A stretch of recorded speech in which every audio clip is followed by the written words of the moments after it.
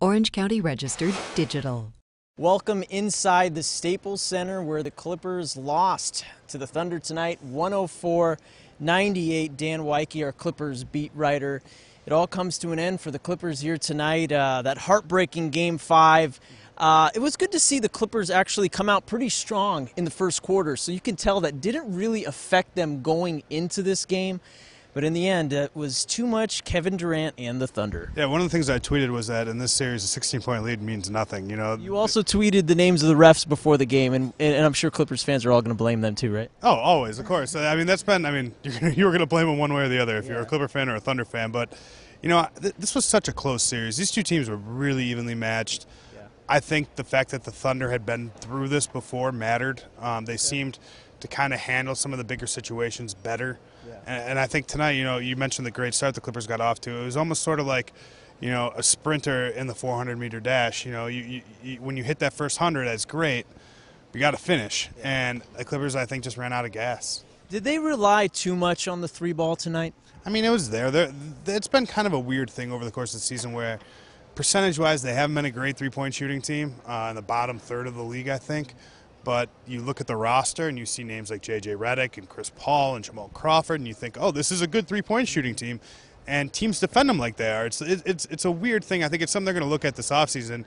They're going to look at their numbers. They're going to say, wow, we weren't as good from deep as we thought we should be, at least based on our talent.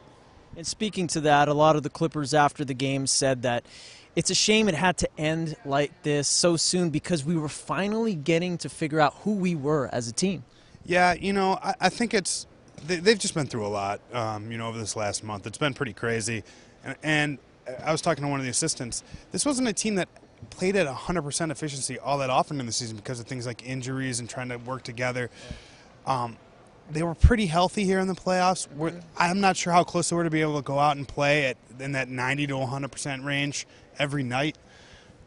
I didn't think they got there that often. When they did, they were one of the best teams in the NBA, if not maybe the best team in the NBA. When they played at that peak efficiency, they just weren't consistent enough, and I think ultimately that's probably what cost them this series. That's what Dan Woike thinks, and we caught up with the Clippers players and coaches. Here's what they had to say.